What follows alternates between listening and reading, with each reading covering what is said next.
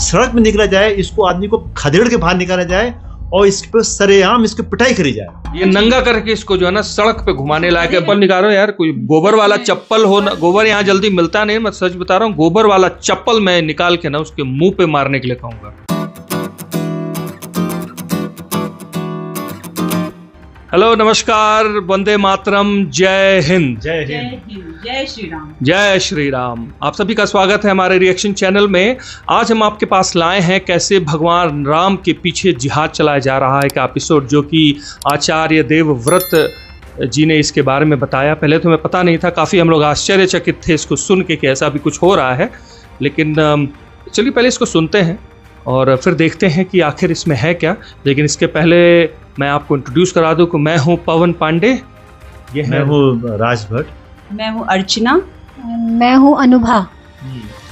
तो हम चार लोग हैं और इसके विषय में फिर हम इस पर चर्चा करें। तो आइए पहले इस वीडियो को देखते हैं। क्या भगवान राम का जन्म एक कलंक था? कैसे दशरथ और पूरी अयोध्या भगवान राम को एक कलंक के रूप में देखती थी? कैसे वनवास के दौरान भगवान राम और लक्ष्मण हिरण का शिकार करते हैं ताकि बाद में उसके स्वादिष्ट मांस को पकाकर वे खा सकें? कैसे वनवास के दौरान माता सीता सूकर का शिकार करती हैं और बाद में फिर उसका मांस पकाकर राम लक्ष्मण को खिलाती हैं और वे स्वयं खाती हैं? कैसे भरत एक चरित्रहीन व्यक्ति थे? कैसे भगवान राम की प्रिय बहन के साथ सामूहिक दुष्कर्म किया जाता है अयोध्या में? ऐसी ऐसी अद्भुत बातें आपको देखने को प्राप्त होंगी अमीश की पुस्तक राम में, जो कि रामचंद्र सीरीज की पहली बुक है। ये अमीश ने लिखी है। अमीश कौन है? अमीश एक राइटर है जिन्होंने महादेव और भगवान राम पर पूरी एक सीरीज लिखी है और आज की तारीख में भारत में सबसे ज्यादा पढ़े जाने वाले लेखकों में से एक है अमीश। अमीश ने ये पुस्तक लिखी है जिसमें उन्होंने ये सारी बकवासें लिख रखी है। जहां पर एक पोस्टर रिलीज होता है आदिपुरुष का, उसमें केवल राम लक्ष्मण हनुमान जी के कंधे पर जनेऊ नहीं है, माता सीता की केवल मांग में सिंदूर नहीं है। इसी बात से लोगों की भावनाएं आहत हो जाती है और उस पर FIR तक हो जाती है। लेकिन अमीश की यहाँ लाखों किताबें ये बिकती हैं, करोड़ों में लोग इसको पढ़ रहे हैं, लेकिन किसी ने भी प्रश्न नहीं उठाया कि ये बकवास सनातन धर्म को लेकर क्यों कोई कर सकता है? कैसे कल्पनाओं का आधार लेकर इतना निकृष्टतम चरित्र भगवान राम का कोई लिख सकता है? कोई प्रश्न नहीं करता, बल्कि अमीश को बड़े बड़े न्यूज चैनल अपने यहाँ बुलाकर उनका इंटरव्यू और लेते हैं, उनका स्वागत और करते हैं। लेकिन उनमें से भी कोई ये प्रश्न नहीं करता कि उन्होंने अपनी कल्पनाओं में सनातन धर्म को ही टारगेट क्यों किया। कोई नहीं प्रश्न पूछता। तो हाल ही में मैंने महाराज सुहेलदेव पर एक सीरीज बनाई थी और अंत में मैंने सुहेलदेव जो बुक लिखी है अमीश ने, उस पर एक वीडियो बनाई थी जिसमें मैंने बताया था कि कैसे यहाँ पर अमीश ने गाजी को, जो सालार मसूद गाजी था जिसका युद्ध महाराज सुहेलदेव से होता है, तो गाजी जो जिसने के लाखों हिंदुओं की हत्या करी थी, नरसंहार किया, तो उस गाजी को अमीश ने अपनी पुस्तक में एक तरीके से भगवान बना दिया है, जो कि बिल्कुल तथ्यात्मक नहीं है, बिल्कुल सरासर झूठ है। उसी वीडियो में बहुत सारे भाइयों का कमेंट आया था कि मैं रामचंद्र जो सीरीज है अमीश की, उस पर भी विश्लेषण दूं। तो यहां पर मैं इस बुक पर पूरी बात करने जा रहा हूं। ये वीडियो आप एंड तक जरूर देखें ताकि आपको पता चल सके कि हमारे सनातन धर्म को कैसे कैसे तरीके से टारगेट किया जा रहा है। तो अमीश की रामकथा की शुरुआत ही बड़े विचित्र तरीके से होती है। यहाँ राम और लक्ष्मण एक हिरण का शिकार कर रहे हैं। बाद में वे हिरण का शिकार करते हैं, उसको डंडे पर टांग कर दोनों अपने कंधे पर अपनी कुटिया की ओर लिए जा रहे हैं, जिसमें लक्ष्मण से कहलवाया है अमीश ने। लक्ष्मण कह रहे हैं कि आज बड़े दिनों बाद स्वादिष्ट भोजन करने को प्राप्त हुआ। भगवान राम भी मुस्कुराकर सहमति व्यक्त कर रहे हैं। तो यहाँ पर वे इस हिरण को ले जाते हैं, उसका मांस वो पकाकर खाने वाले हैं। यहां से शुरुआत होती है अमीश की रामकथा की। और इसी में अगर आप आगे देखोगे तो वनवास के दौरान माता सीता एक सूकर का शिकार करती हैं। शिकार क्यों कर रही थी? ताकि वे सूकर को मारकर उसका स्वादिष्ट मांस पकाने वाली हैं, फिर वो राम लक्ष्मण को खिलाएंगे और स्वयं खाएंगे। सूकर का शिकार करती हैं वो ऐसे ही करके। और माता सीता इसी में एक जगह और भगवान राम के साथ मिलकर एक हिरण का शिकार करती हैं। हिरण का शिकार करके राम और सीता दोनों अपने कंधे पर लटकाकर उस हिरण के शरीर को ले जाकर फिर अपनी कुटिया में जाकर पकाते हैं। तो यहाँ पर अमीश की रामकथा मांसाहार से प्रारंभ होती है। एक जगह इसी बुक में कैकई भगवान राम से कहती हैं, उनको शिकार पर जाना था राम को, तब यहाँ पर कैकई कहती है कि आप वन को जा रहे हैं, वन से मेरे लिए स्वादिष्ट हिरण का मांस जरूर लाना, मुझे बड़ा प्रिय है वो हिरण का मांस। तो यहाँ पर मांसाहार को बड़े अच्छे तरीके से परोसा गया है इस पूरी राम कथा में। अब यहाँ पर बहुत सारे भाई कमेंट कर सकते हैं कि अमीश तो अपना कल्पना लिख रहे हैं, वो एक फिक्शन लिख रहे हैं, ये नॉन फिक्शन थोड़ी ही है। मैं आपको यहाँ बता दूं कि कहीं भी इस पूरी पुस्तक में अमीश ने ये दावा नहीं किया, ये घोषणा नहीं करी कि ये फिक्शन है, मतलब ये एक तरीके से नोवेल है, कल्पना पर आधारित है। नहीं, वे भगवान राम और महादेव को नमस्कार करके, साष्टांग करके इस राम कथा की शुरुआत करते हैं और इसमें वे अपनी निकृष्टतम कल्पनाओं को प्रक्षेपित करते हैं। तो कोई भी भाई ये ना कहे कि ये फिक्शन है, नोवेल है, उन्होंने अपने आधार से नहीं, ये रामचंद्र सीरीज है, भगवान राम की कथा अमीश लिख रहे हैं और उसी में ये सारी बकवास लिख रहे हैं। अब यहाँ पर अमीश आगे चलते हैं तो यहाँ भगवान राम का जन्म होता है। राम का जन्म कब हुआ? 7032 ईस्वी में अमीश के हिसाब से। लेकिन 7032 कौन सी है? ये मनु पंचांग के हिसाब से है। आज के पंचांग के हिसाब, मनु पंचांग के हिसाब से है। अगर अमीश के हिसाब से देखा जाए तो भगवान राम का जो जन्म हुआ है वो 3400 ईसा पूर्व हुआ है, मतलब 5500 साल पहले। अब आप पूछोगे महाराज कि फिर भगवान कृष्ण का जन्म कब हुआ? तो भगवान कृष्ण का जन्म अमीश के अकॉर्डिंग 3000 साल पहले हुआ था राम से, मतलब भगवान कृष्ण का जन्म 8500 साल पहले हुआ था। 8500 साल पहले द्वारिका डूब चुकी थी, क्योंकि जब हिमयुग था वो पिघलना शुरू कर चुका था। आज से 10 साल पहले हिमयुग पूरी धरती पर था, बर्फ पिघल रही थी, समुद्र बढ़ रहा था, तो द्वारिका उसी के कारण डूब गई। इसी में मनु जो थे, मनु पांड्य राजा थे दक्षिण के, ये अमीश कहते हैं। तो पांड्य राजा थे, वहां पर सुनामी आ गई, वहां से भागते हुए मनु यहाँ उत्तर में आ गए और यहाँ पर उन्होंने आर्यावर्त का निर्माण किया। ऐसी कल्पनाएं देकर तथ्यात्मक रूप से अमीश पूरी राम कथा को बिगाड़ रहे हैं। मतलब कृष्ण पहले हुए हैं, राम बाद में हुए हैं, ऐसा अमीश मानते हैं। अब इसमें भगवान राम का जन्म होता है, लेकिन जन्म लेते ही भगवान राम को दशरथ और पूरी अयोध्या एक कलंक के रूप में देखती है कि वे कलंक हैं। उनका नाम भी दिया अमीश ने, कलंक 7032। ये कहा जाता है भगवान राम को। ऐसा क्यों कहते थे? क्योंकि उसी दिन, जिस दिन राम का जन्म होता, उसी दिन दशरथ एक बड़ा युद्ध हार जाते हैं। जीवन में कोई युद्ध नहीं हारा था दशरथ ने, केवल ये युद्ध हार गए। और ये युद्ध किससे हारे हैं? रावण से हारे हैं। रावण कौन था? रावण कुबेर का एक सेनापति है। कुबेर एक व्यापारी, बिजनेसमैन है, जो सब सिंधु अपना बिजनेस फैला रहा है। यहीं पर नोकझोंक हो जाती है दशरथ से, और कुबेर की तरफ से रावण युद्ध लड़ता है। रावण बड़ी जोर से युद्ध लड़ता है और यहां पर दशरथ को परास्त कर देता है। दशरथ इस दिन को एक कलंक के रूप में देखते हैं और इसी दिन राम का जन्म हुआ था, इसलिए राम को वो पूरे जीवन भर नफरत करते हैं। दशरथ नफरत कर रहे हैं राम से, राम उनको फूटी आंख नहीं सुहाते। ऐसा दशरथ बिहेव कर रहे हैं राम के साथ अमीश की राम कथा, और पूरी अयोध्या ही ऐसा बिहेव कर रही है। सभी राम को कलंक के रूप में देख रहे हैं और यहां पर राम के ऊपर इसी वजह से बहुत सारे हमले भी हो रहे हैं, जानलेवा हमले हो रहे हैं। लक्ष्मण बार बार राम को बचा रहे हैं, लक्ष्मण रक्षा कर रहे हैं राम की। बाद में फिर जब सीता से विवाह हो जाता तो सीता रक्षा करती है प्रभु राम की। एक जगह अमीश ने माता सीता से कहलवाया, जब माता सीता वनवास में होती हैं तो जटायु से संधि करती हैं। जटायु कौन? जटायु अमीश के हिसाब से एक नागा था। नागा कौन होते हैं? जो विकृत रूप से जन्म लेते हैं, मतलब जो जन्म जिन्होंने लिया और कोई विकृति उनमें आ गई, उनके शरीर में आ गई। जैसे हनुमान जी थे, हनुमान जी को अमीश कहते हैं वो विकृत मानव थे, मतलब उनका जो चेहरा था वो बंदर जैसा था, विकृति के साथ उनका जन्म हुआ था, इसलिए वो हनुमान जी एक नागा थे। ऐसे जटायु था, जो जटायु के साथ संधि कर लेती है माता सीता ताकि प्रभु राम की वे रक्षा कर सके। तो एक जगह माता सीता जटायु से कह रही है, जटायु से क्या कह रही है कि एक दिन ऐसा आएगा जब पूरी दुनिया मेरे पति को अधिनायक के रूप में देखेगी और ये मेरा कर्तव्य है कि मैं उनकी रक्षा करके उन्हें उस दिन तक बचा कर रखूं। मतलब माता सीता पूरे वनवास के दौरान प्रभु राम को बचा कर रख रही है, कोई उन्हें मार न जाए। माता सीता राम की रक्षा कर रही है पूरे वनवास के दौरान। ये अमीश की राम कथा। थोड़ा सा फेमिनिज्म तो आना चाहिए ना, वे फेमिनिस्ट हैं, तो उनकी राम कथा। इसलिए माता सीता क्या कर रही है? प्रभु राम को नित्य प्रति सोमरस पिला रही है ताकि वो युवा सोमरस पिला रही है, अवस्था का उन पर कोई प्रभाव ना हो। सोमरस उनको रोज नित्य प्रति दिया जा रहा है, स्वयं भी लेती हैं, लक्ष्मण को भी पिलाती हैं। उसके साथ ही सूकर का, हिरण का, तरह तरह के जानवरों का भी मांस भी खिला रहे हैं ताकि उनका शरीर पुष्ट बना रहे। मतलब सुन के कान से 10 धुआं निकलने वाला है जंगल में, मांस मदिरा सोमरस के साथ। और क्या होगा? पार्टी चल रही है अमीश की राम कथा में। अब यहाँ पर आगे कथा बढ़ती है। राम, लक्ष्मण, भरत, शत्रुघ्न चारों भाई वशिष्ठ के गुरुकुल में प्रवेश करते हैं। वशिष्ठ यहाँ पर उनको शस्त्र अस्त्र की दीक्षा देते हैं। ऐसे समय गुजरता है। यहाँ उम्र 17-18 वर्ष के ये सभी राजकुमार हो जाते हैं। तो यहाँ भरत की उम्र है 17 वर्ष। यहाँ पर उनकी एक प्रेयसी है जिसका नाम राधिका है। यहीं पर आपको देखने को प्राप्त होगा कि भगवान राम एक दिन चिंतित बैठे हैं। क्यों चिंतित बैठे हुए हैं? क्योंकि वे सोच रहे हैं कि ये भरत की 5वीं प्रेयसी है और इससे भी इनका कुछ नहीं होने वाला, क्योंकि वो एक कबीले से बिलोंग करती थी और वो कबीला अपनी लड़कियों को कहीं बाहर नहीं जाने देता था, मतलब उनका विवाह बाहर नहीं होने देता। तो यहाँ पर भरत की ये 5वीं प्रेयसी है। भरत क्या कर रहे हैं? गुरुकुल में प्रेयसी पर प्रेयसी बना रहे हैं। प्रेयसी प्रियतम खेल रहे हैं। भरत के चरित्र को इतना ज़्यादा यहाँ गिरा दिया गया है अमीस के द्वारा। आप गुरुकुल का अगर स्ट्रक्चर देखोगे, जो कि आज भी है, आज भी अगर भारत में आप गुरुकुल देखोगे, यहाँ पर गुरुकुल की वो प्राचीन पद्धति चली आ रही है, तो आपको जब तक आप गुरुकुल में हैं, चाहे 20 वर्ष रहो चाहे 25 वर्ष रहो, आपको तब तक ब्रह्मचर्य का पालन करना ही पड़ेगा। भरत ऐसा कुछ करते हुए अमीस की राम कथा में नजर नहीं आते। अब यहाँ पर चारों भाई सारी शस्त्र की दीक्षा लेकर लौटते हैं अयोध्या। अब अयोध्या में एक बड़ी प्रमुख घटना घटती है। भगवान राम की एक प्रिय बहन है, उसके साथ सामूहिक दुष्कर्म होता है अयोध्या में। ये घटना कैसे घटती है मैं बताता हूं आपको कि यहां पर एक मंथरा है। मंथरा कौन? अगर हम राम कथा में देखें तो मंथरा थी दासी, जो कि कैकेयी के साथ उसके कैकेय देश से आई थी।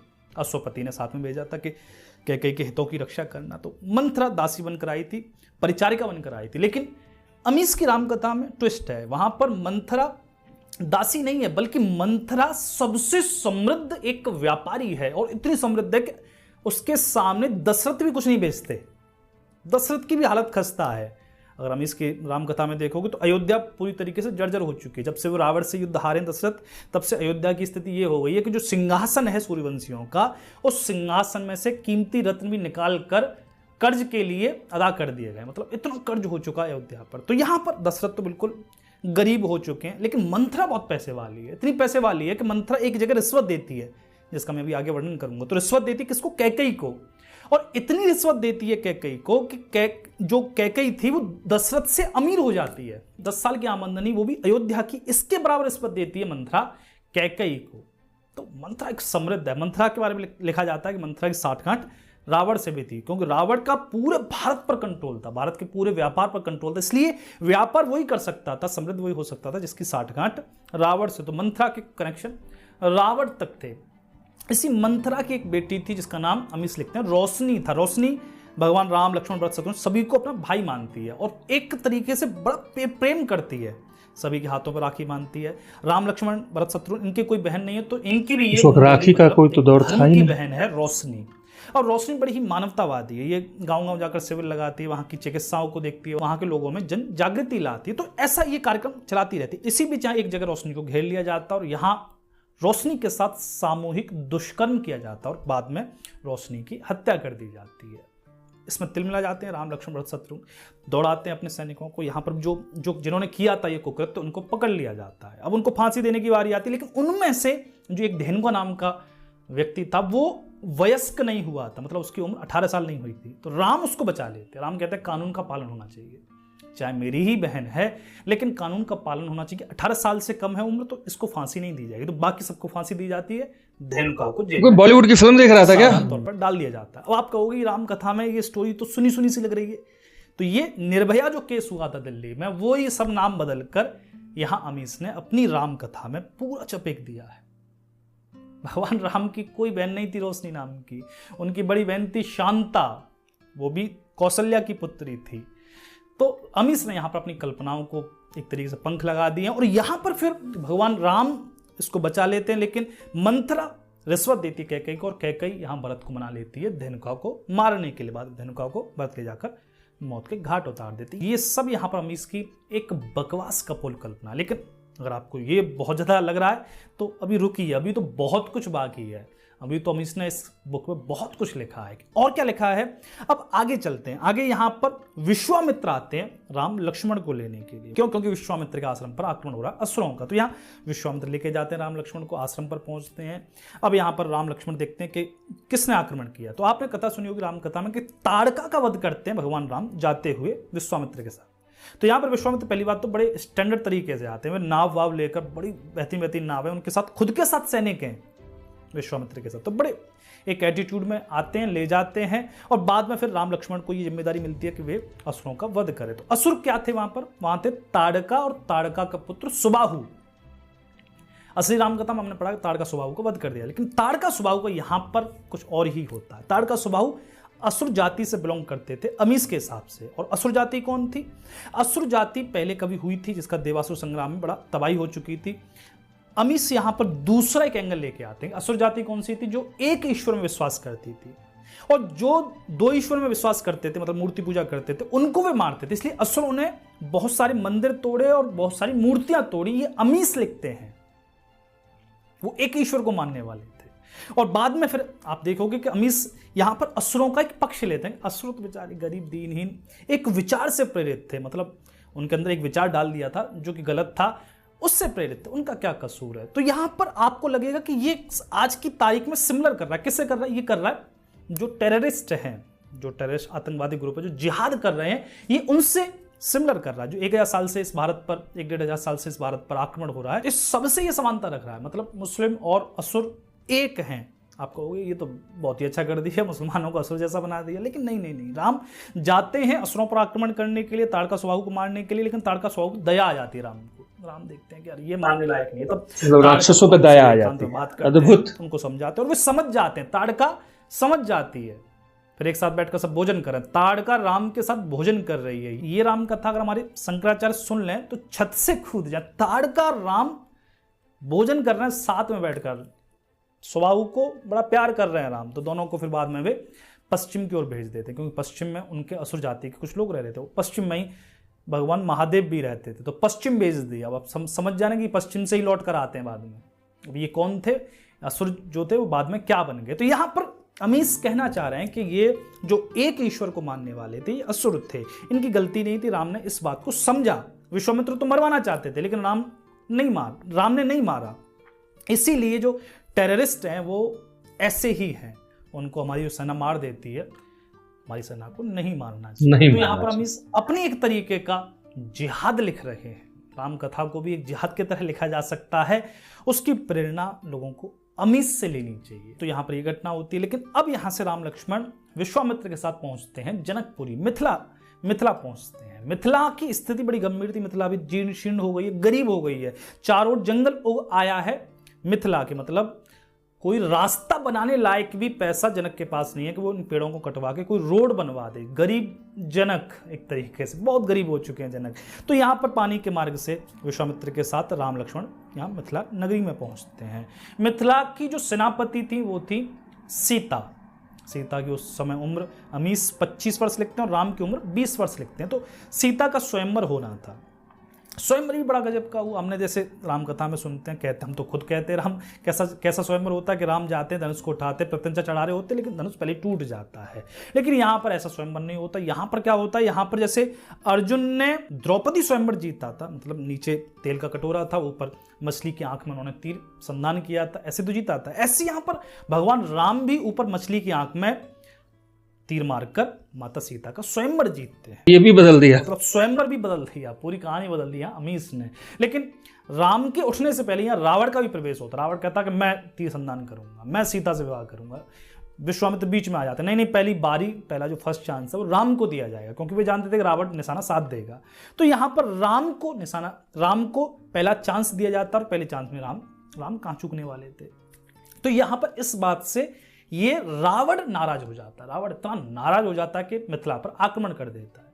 अब मिथिला पूरी तरीके से गिर चुकी है, मिथिला को अब पूरी तरीके से तहस नहस करने वाला है रावण। तो यहाँ पर विश्वामित्र का प्रवेश होता है। विश्वामित्र के पास असुरास्त्र था, एक तरीके से मशीनी सेटअप था कि इसको कैसे भी चला दो राम, और यहाँ पर पूरे ये असुर मारे जाएंगे, मतलब ये मूर्छित हो जाएंगे, बाद में इनको बंदी बना लेंगे जो राक्षस थे रावण के साथ। यहाँ पर राम मना करते हैं। क्यों? क्योंकि कानून था जो कि महादेव ने बनाया था। कानून क्या था कि अगर कोई भी असुरास्त्र चलाता है या दिव्यास्त्र चलाता है, उसको 14 वर्ष के लिए वनवास भोगना पड़ेगा। तो राम मना करते, लेकिन यहाँ विश्वामित्र जोड़ देते हैं, क्योंकि मिथिला की रक्षा तभी हो सकती है। तो राम असुरास्त्र चलाकर पूरे राक्षसों को रावण के साथ वहां मूर्छित कर देते हैं। तो ये युद्ध तो जीत गए। रावण तो खैर पुष्पक विमान में उड़ के भाग जाता। हालांकि पुष्पक विमान को अमीस ने ज्यादा नहीं छेड़ा, पुष्पक विमान को पुष्पक विमान रहने दिया, बाकी सारी चीजें यहाँ अमीस ने बदल दी। इसी वजह से कि राम ने वो असुरास्त्र चलाया था, इसी वजह से प्रभु राम को 14 वर्ष का वनवास होता है। हम सभी ने जो राम कथा में सुना है कि कैकेयी ने 2 वरदान मांग लिए, दशरथ बड़ा प्रेम करते थे, ये सारी हमारी राम कथा, अमीस की राम कथा अलग ही लेवल की है। तो यहाँ पर प्रभु राम पहुँचते हैं अपने पिता के पास। पिता से कहते हैं, सुनो मुझे जाना पड़ेगा 14 वर्ष के वनवास के लिए, मैंने नियम तोड़ा है। दशरथ समझाते हैं ऐसा कोई नियम नहीं है, मैं चला जाऊँगा, तुम रहने दो। दशरथ को बाद में एक घटना ऐसी घट जाती है छोटी सी कि दशरथ थोड़ा सा प्रेम करने लग जाते हैं एंड में जाकर। यहाँ पर राम किसी की नहीं मानते। भरत भी समझाते हैं, भरत भी वहीं थे, भरत भी समझाते हैं कि प्रभु आप मत जाओ, लेकिन राम नहीं मानते। राम सीता और लक्ष्मण के साथ यहाँ वनवास की ओर वन की ओर प्रस्थान करते हैं। इसी में जटायु उनके साथ हो जाते हैं, जटायु के सैनिक साथ हो जाते हैं जो उनकी राम की रक्षा करते हुए जा रहे हैं। अब यहाँ पर सीधे ये पंचवटी पहुंचते हैं। हमारी राम कथा में पहले चित्रकूट पहुंचते हैं, लेकिन यहाँ पर सीधा पंचवटी पहुंचते हैं। पंचवटी में निवास चल रहा है, यहीं पर उनके नित्य प्रति शिकार चल रहे हैं, कभी हिरण का, कभी सूकर का, तरह तरह के वे यहाँ पर आनंद ले रहे हैं। 1 साल बचता है बस वनवास खत्म होने में, तभी यहाँ पर आगमन होता है शूर्पणखा का।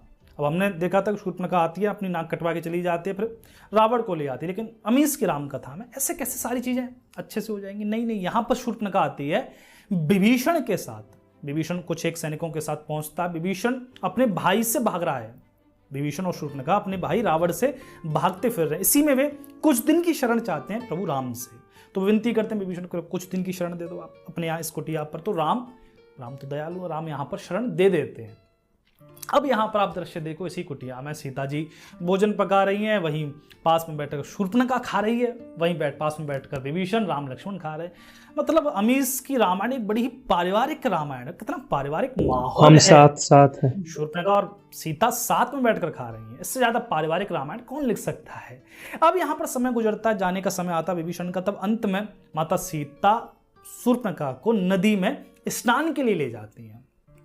अच्छे से यहाँ स्नान कराने के लिए शूर्पणखा को ले जाते हैं, लेकिन शूर्पणखा का यहाँ मन मचल गया प्रभु राम पर। वो चाहते सीता को बहा दे इसी नदी में और प्रभु राम से बाद में विवाह कर ले। लेकिन माता सीता योद्धा थी, जो अवतार में आपने कैरेक्टर देखा ना, जो उसमें फीमेल हीरोइन थी, वैसा वाला पूरा चरित्र लिखा है माता सीता का यहाँ अमीश ने। तो वो माता सीता एक योद्धा थी, तो यहाँ पर पकड़ के दबोच देती है शूर्पणखा को, इतना दबोचती हैं, उसके हाथ पर बांधकर उल्टा शूर्पणखा को यहाँ विभीषण के पास लाकर पटक देती है। विभीषण उसको खोलता, भैया क्या हुआ? जैसे ही खोलता शूर्पणखा यहाँ उत्तेजना में अपना चाकू लेकर, अपना खंजर लेकर माता सीता की ओर दौड़ती है। बीच में लक्ष्मण पहुंच जाते हैं, लक्ष्मण यहाँ पर धक्का देते हैं शूर्पणखा को, और इसी में शूर्पणखा अपने ही चाकू से अपनी नाक काट बैठती है। मतलब ये कहानी भी उल्टी हो गई, कोई दोष नहीं, शूर्पणखा ने अपनी नाक अपने आप काट ली। ऐसी रामायण है अमीश की। तो ये सब कहानी मैंने बड़ी शॉर्ट में बताई, और भी बहुत सारी भयंकर भयंकर बकवास इस बुक में भरी पड़ी, और लाखों की तादाद में ये बुक बिकी है, लाखों की तादाद में इसको पढ़ा। लेकिन मैंने आज तक कोई एक ऐसी वीडियो नहीं देखी, मैंने ऐसा कोई वाक्य नहीं देखा जिसमें किसी ने भी प्रश्न खड़ा किया हो कि अमीश ने इतनी बकवास क्यों लिखी, वो भी सनातन धर्म को लेकर। अगर अमीश यही पाकिस्तान में जाकर लिख देते, पैगंबर मोहम्मद पर लिख देते, और मैं कह रहा हूँ पैगंबर मोहम्मद पर लिखना तो दूर, केवल अपनी किताब पर पैगंबर मोहम्मद का चेहरा ही छाप देते, तो यहाँ पर अमीश की गर्दन बाले पर टांग ली जाती। पाकिस्तान छोड़ो, अपने देश में लिख देते। लेकिन सनातन धर्म के प्रति सबकी छूट है, कोई भी अपनी कल्पना कहीं से भी घुसा सकता है, कैसे भी हमारी धार्मिक भावनाओं के साथ खेल सकता है। लेकिन इतना सब बकवास लिखने के बाद भी हमारे लोगों की धार्मिक भावनाएं आहत नहीं हुई, बल्कि पोस्टर पर ज़्यादा आहत हो गई कि माता सीता के मांग में सिंदूर नहीं है, सब FIR होगी, कंधे पर जनेऊ नहीं है इसलिए FIR होगी। इसमें माता सीता सूकर का शिकार कर रही हैं, पका रही हैं मांस, खुद मार के ले जा रही हैं, इस पर किसी की भावनाएं आहत नहीं होती। पता नहीं क्या हो रहा है इस देश में। इस पुस्तक के अलावा भी अमीश की 2 पुस्तक और हैं इसी सीरीज में, सीता और रावण। अगर आप चाहते हैं कि मैं इन दोनों पुस्तकों पर और विश्लेषण दूं तो कमेंट करके जरूर बताएं, और हो सके तो इस वीडियो को इतना शेयर करें कि ये जानकारी सभी भाइयों तक पहुंच सके, ताकि वे इस जिहाद को समझ सकें जो कि अब ये लेखक भगवान राम के ऊपर, भगवान महादेव का नाम लेकर, हमारे पूर्व पुरुषों का नाम लेकर इस तरीके का जिहाद कर रहे हैं। यहाँ तक आपने इस वीडियो को सुना, इसके लिए हृदय से धन्यवाद। जय श्री राम, हर हर महादेव। क्या बकवास था ये? नहीं, ये तो लगता है बकवास ही था। नहीं, वो तो ये तो जो विश्लेषण कर रहे हैं उसकी किताब का कर रहे हैं, उसने लिखा है तभी तो कर रहे हैं। इसका नाम क्या है? अमीश त्रिपाठी। त्रिपाठी कौन होते हैं? ये ब्राह्मण हो कि ये कैसी बातें उसने लिख दी यार। और अभी तक किसी न्यूज चैनल पे आपने सुना? हमने तो नहीं सुना, ना मैंने किसी फेसबुक पे, ना ट्विटर पे देखा, ना फेसबुक पे देखा, ना किसी चैनल पे किसी। दुख हो रहा है। और लाखों लोग इसको खरीद भी रहे हैं। वो खरीदने वाले कौन है? लिखा है वो अभी तक जीवित है, इससे बड़ा कलंक कहीं और नहीं। कोई कुछ बोल नहीं रहा है, कोई कुछ बोल नहीं रहा है, कोई कुछ कर नहीं रहा है, हद है जो यार। इसके मन में आया वो ये लिख दिया। मतलब माता सीता सुअर का मांस पका रही हैं, राम और लक्ष्मण, हाँ वो शराब पी रही हैं, पिला रही हैं, इतनी बड़ी बात। और ये बड़ी अच्छी बात बोले हैं कि एक छोटा सा पोस्टर है, उस पर जनेऊ नहीं पहने, इतना हंगामा, कहीं यहाँ पूरी की पूरी किताब बिक गई। देखिए, इस किताब की बड़ी निंदा करनी चाहिए और बड़े कठोर शब्दों में करनी चाहिए। आपके हिंदुस्तान में इतना सब कुछ हो रहा है, हमारे हिंदुस्तान में इतना सब कुछ हो रहा है हम लोगों को तो इस बारे में ज्ञान ही नहीं था। तो आपका बहुत बहुत धन्यवाद कि आप इतना बड़ा अच्छा वीडियो निकाल के लेके आया था कि हमें थोड़ी जानकारी तो हुई, वरना हमें तो ऐसे कुछ पता भी नहीं चल रहा है कि हम लोग वैसे भी हिंदुस्तान से इतनी दूर बाहर बैठे हैं कि क्या हो रहा है। और उसमें देखिए उसने बड़े अच्छी फोटो दिखा रखी है, मोदी जी के साथ फोटो खिंचवा रखी है। मोदी जी के साथ भी। अब ये सब छल है, पता नहीं ये सब फोटो काट पीट के लो आज की तारीख में क्या क्या हो जाता है, कट पीस होता है। कितनी अश्लीलता भरी है इसमें हमारे धर्म को लेके। और मुझे तो ये भी समझ में नहीं आ रहा है कि शायद ये जो लिखने वाले वो हिंदू भी हैं कि सिर्फ नाम से हिंदू हैं, जिहादी हो सकता है वो कोई और धर्म वाले लोग होंगे, वो सिर्फ नाम बदल के हमारे धर्म को का नाम बदनाम कर रहे हैं। और हमारे जो रामायण लिखी गई है, हमारी कोई रामायण आजकल नहीं लिखी है, 5-6 अलग अलग भाषाओं में अलग अलग रीजन में रामायण लिखी गई है और हर एक रामायण में एक ही बात लिखी गई है। थोड़ा बहुत आगे पीछे कुछ वर्णन किया होगा। ये नए तुलसीदास कैसे पैदा हो गए समझ नहीं आ रहा। पूरी ऐसी अश्लीलता भरी है, इस पे तो मैं चर्चा भी नहीं करना चाहूंगा। इतनी वाहियात किस्म की बात बताई गई है और मुझे तो आश्चर्य हो रहा है कि इस पे कोई रिएक्शन नहीं हो रहा है, या कहीं लॉन्च हो रही, कहाँ हो रही, किस देश में हो रही है, सिर्फ व्हाट्सएप वगैरह में हो रही है, फेसबुक में हो रही है कि असल में हो रहा है। और इस तरह की किताब को छापा किसने? क्या आप किसी भी धर्म के बारे की किताब को लेके कोई भी अनाप शनाप बातें करके छाप देते हैं? कोई संपादक तो होगा, कोई पढ़ता तो होगा, कोई एडिट तो करता होगा, कोई देखता तो होगा भाई तुम क्या लिख रहे हो। बिल्कुल सोचने से पहले क्या लिख रहे हो, किसके बारे में लिख रहे हो, और ये खरीदने वाले कौन हैं, और वो क्या सिर्फ खरीदने के बाद उस किताब को अपने यहाँ शेल्फ में रख देंगे सजाने के लिए कि उसको पन्ना पलट के पढ़ेंगे और देखेंगे कि हमारे धर्म में क्या बकवास कर रहे हैं। मतलब मर्यादा पुरुषोत्तम श्री राम के भगवान ने मर्यादा ही खत्म कर दी कि वाहियात, मतलब उसको बदनाम किया जा रहा है कि उनके पिताजी उनसे नाराज रहते थे। कलंक बोला भाई, कलंक बोला गया उनको, इस तरीके से बोला गया। मतलब आपको और कुछ नहीं मिला है, मतलब कहीं और अब आप लोगों का मन भर गया है कि अब चलो श्री राम को ही कलंकित किया जाए। आप बता रहे हैं कि श्री कृष्ण पहले आए थे श्री राम से, जबकि राम जी तो त्रेता युग में हुए थे और श्री कृष्ण का जन्म तो बहुत बाद में द्वापर युग में हुआ। तो ये आदमी जो है इसको कोई ज्ञान नहीं है, ये बहुत बहरूपिया है, ये अज्ञानी है।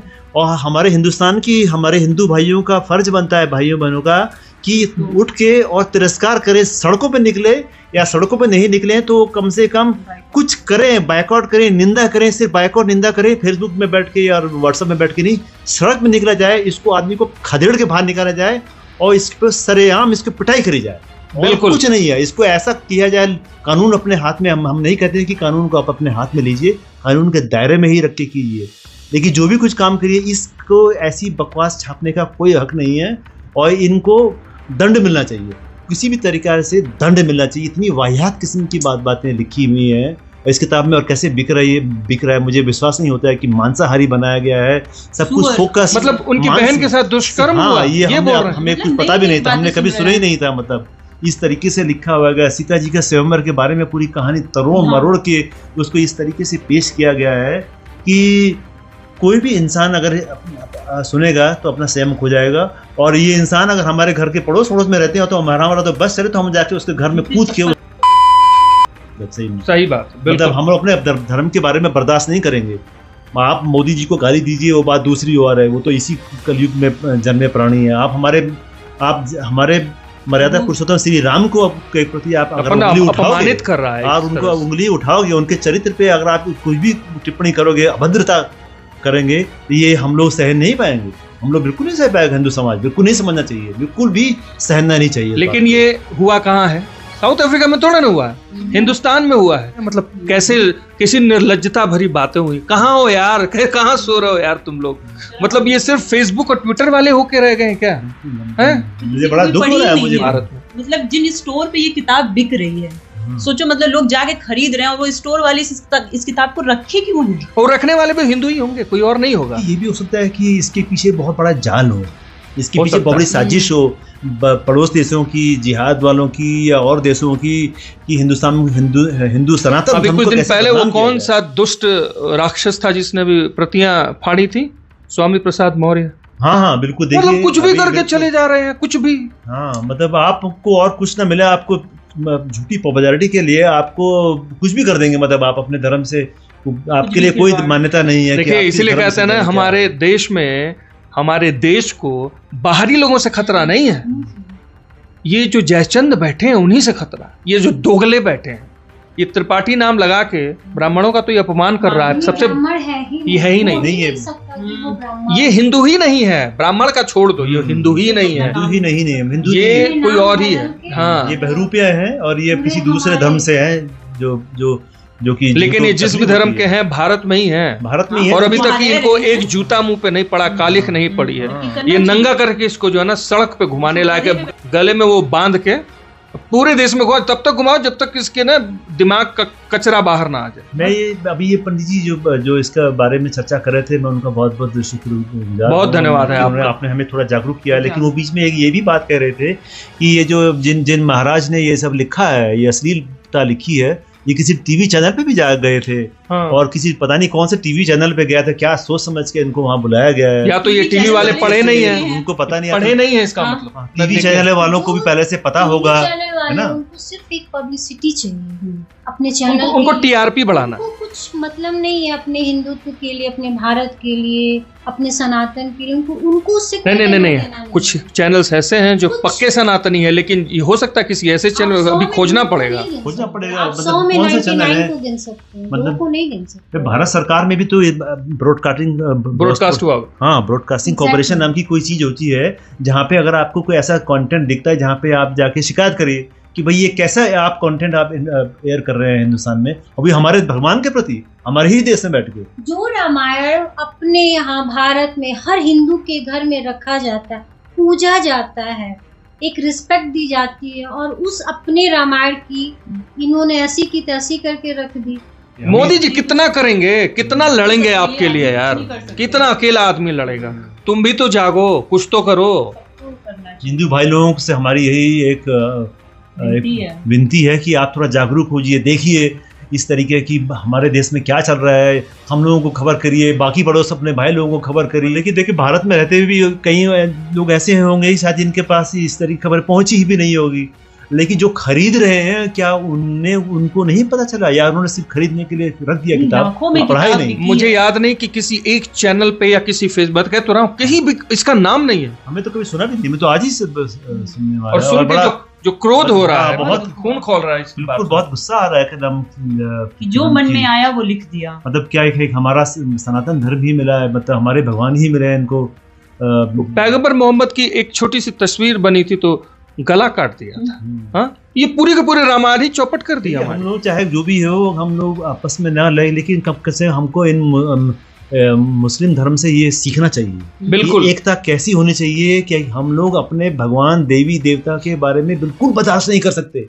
हम लोगों को ये अपने आप समय के साथ साथ हमें भी चेंज होना पड़ेगा। अपने अगर हमें अपनी आइडेंटिटी बचानी है तो अगर हमें भी अपने अंदर ये दृढ़ विश्वास लेके आना पड़ेगा कि कोई भी अगर हमारे देवी देवताओं के बारे में कोई अश्लील हरकतें करता है या कोई अच्छा गंदा दिखाता है, बुरा अपशकुन बोलता है या गंदा बोलता है, तो हमें भी इस तरीके के हथकंडे अपनाने पड़ेंगे कि हम लोग बिल्कुल बर्दाश्त नहीं करेंगे।